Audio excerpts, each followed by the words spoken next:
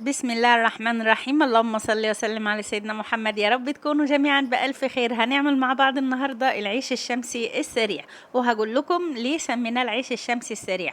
هنعمله بطريقة سهلة وبسيطة ومش هياخد معانا وقت، وكمان مش لازم يكون عندك مجارس ولا مطرحة ولا حتى تكوني بتعرفي تخبزيه. تابعي الفيديو معانا للنهاية وإن شاء الله هتبقي أستاذة في عمايل العيش الشمسي. يلا كده من غير رغي كتير نشوف الوصفة بالتفصيل. بنسمي بسم الله ونصلي ونسلم على رسول الله عليه الصلاة والسلام. في البداية كده معايا 2 كيلو من الدقيق، والدقيق ده دقيق بلدي اللي هو بيتصرف على بطايق التموين. ومعايا هنا 3 كوبايات من المية معايرينهم كده بمج الشاي العادي. احنا هنحتاج مية تاني عليهم، بس اللي معايا هنا دول 3 كوبايات.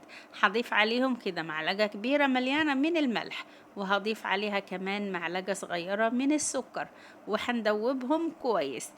انا عادة في طريقة العيش الشمسي الطريقة الاصلية ما بضيفش سكر يا جماعة، علشان بنكون عاملين له عصيدة. العصيدة دي بتخلي وش العيش يطلع احمر.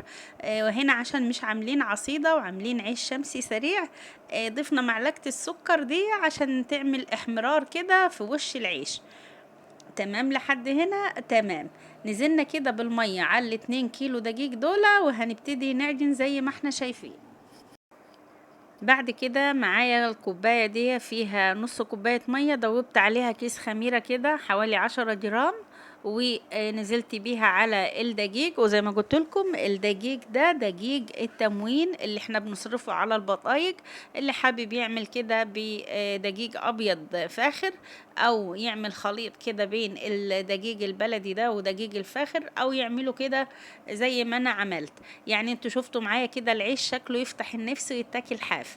ده معمول بالدقيق التموين.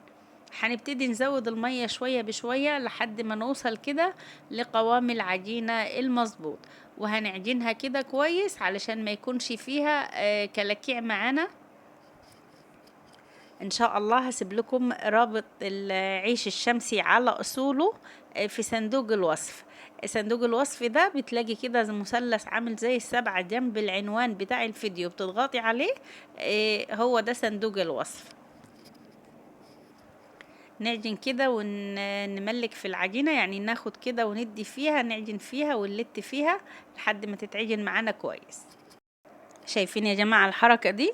هو ده اللي اسمه لت وعجن. بنعملها كده علشان الهواء يدخل العيش ويدخل كده في العجين ويطلع العيش معانا كده هش وخفيف. الحركة دي مهمة للعجين. ال2 كيلو دول انا مش عارفة يعني بالظبط خدوا 6 كوبايات مية ولا كام بالظبط. بس لحد ما بنوصل لقوام العجينة ده اتمنى انه يكون واضح. بيكون قوام كده مش طري على الاخر ولا جاسي على الاخر، وبيكون كده ملزق في ايدينا. بعد كده هنبتدي نعمل المجارس بتاعتنا اللي لونها ابيض دي. طبعا لو ما عندكيش المجارس دي بتبتدي كده تجيبي صواني البسبوسه وبس المصفى بتاعت اليانسون، وبترشي الرده كده داخل الصينيه، بس بتخلي الطبقه كده خفيفه ما تكونش سميكه. بعد كده ممكن الكرتونة بتاعت نتيجة بندورها كده بطبق أو بصينية وبنقطعها على شكل دايرة. كرتونة نتيجة أو أي كرتونة تكون ماسكة نفسها عندك، ولو عندك المجارس دي اشتغلي بيها. بعد ما عملناهم كده بالردة أو النخالة، هنبتدي كده بسم الله الرحمن الرحيم بنقطع أول رغيف. بعد كده نحطه كده في طبق فيه دقيق، وهبتدي اسويه كده بايدي التانية. بعد كده لهقطم العجينة كده من فوق زي ما شايفين، وهنسندها في الصينية.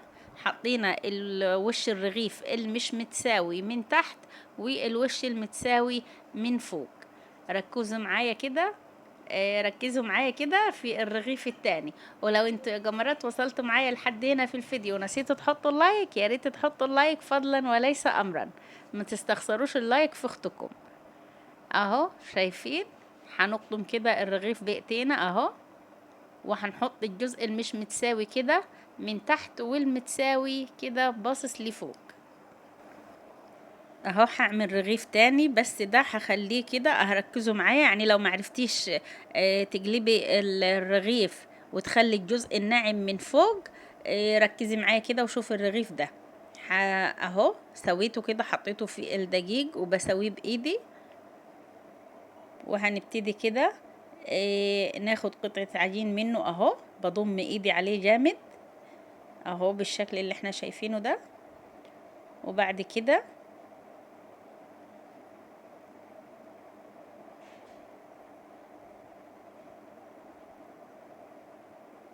اهو خليناه في الصينية، وخلينا الوش بتاعه اللي مش متساوي كده من فوق.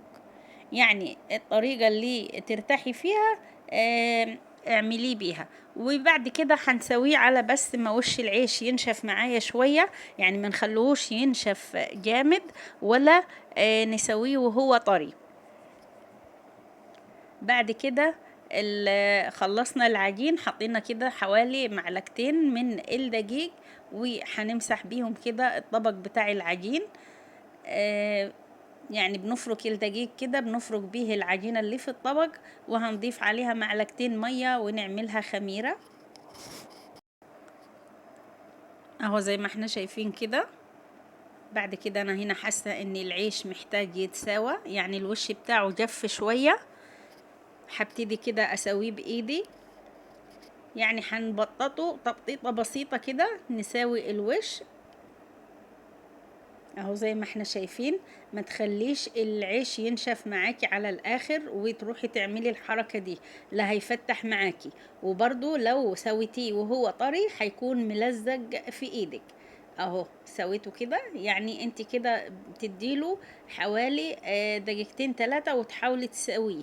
لو لقيتيه كده ملزق في ايدك استني عليه دقيقة تاني، او ممكن تمسحي ايدك بمسحة دقيق خفيفة وتسويه اهو. يا جماعة الدقيق ده اللي احنا فركنا بيه البواقي العجين اللي في الطبق، حطينا عليها كده معلقتين مية ولميناهم، عملناهم كورة كده من العجين دي اللي هي الخميرة اللي احنا بنعمل عليها العيش الشمسي اللي بالخميرة البايتة اللي من بالليل. بنحطها كده في شوية من الدقيق وبنسيبها شوية كده على المطبخ لحد ما حجمها بيتضاعف، وبعدين بحطها في علبة واشيلها في التلاجة. طبعا العيش بتاعنا اهو اختمر يا جماعة وحجمه اتضاعف. سيبناه كده تحت المروحة لحد ما حجمه اتضاعف بالشكل اللي انتوا شايفينه معانا كده، وخمر معانا. لو عندك شمس حطيه في الشمس وهيخمر، ما عندكيش سيبيه يختمر كده تحت المروحة. هنا بعد ما خمر جبت كده دبوس مخليه كده يعني المخصوص للعيش، وفتحناه في الجنب زي ما شفتوا معايا كده. وهنبتدي نرصه. طبعا احنا مولعين الفرن والفرن بتاعنا سخن اهو يا جماعة. بعد ما عملنا العيش اللي في الصواني وده سهل كده هندخله الفرن على طول. بعد كده العيش اللي على المجارس او اللي على ورقة الكرتون، بعد ما بنفتحه كده ركزي في الحركة اللي جاية، بتحطي ايدك كده وبتقلبي الرغيف بسم الله الرحمن الرحيم، وبايد خفيفة كده بتمسحي الردة الزيادة اللي عليه علشان الردة ما تتحركش في الفرن وتعمل دخان. بعد كده بنجيب صينية وبنرجع الرغيف على الناحية التانية وبندخله الفرن ده، بس في حالة لو انتي عاملاه على ورق كرتون، لكن لو على صواني عادي. وبصي يا ستي، لو انت عامله العيش على كذا ورقه كرتون خلي واحده منيهم من دايره الكرتون دول كانها مطرحه، وبتحطي عليها العيش كده وترصي بيه وترصيه في الفرن. اول ما الرغيف كده يمسك نفسه بتزجيه كده لجوه وترصي الرغيف التاني. اما اللي معمول على الصينيه كده بتدخليه الفرن بالصواني بتاعته عادي بمنتهى السهوله. شايفين العيش بسم الله ما شاء الله ابتدى ياخد لون معانا، وسميناه العيش الشمسي السريع علشان بنعمله في خطوة واحدة، مش بنعمل الخميرة البايتة اللي من بالليل. وشايفين كده شكله بعد ما استوى وطلع معايا من الفرن، شايفين الحلاوة والجمال كده محمر ومجمر من الناحيتين. بنمسك كده الرغيف بعد ما بنطلعه كده من الصينية، لو لقيتيه كده خفيف في ايديكي ومحمر من هنا ومن هنا بتعرفي الرغيف استوى. لقيتيه كده تقيل سيكة بتحطيه في الفرن لمدة دقيقتين وبعدين تخرجيه. طبعا العيش بيدخل فرن سخن، بنخلي النار من تحت متوسطة ومن فوق النار بتكون أقل من المتوسطة، علشان طبعا العيش كله ياخد لون موحد.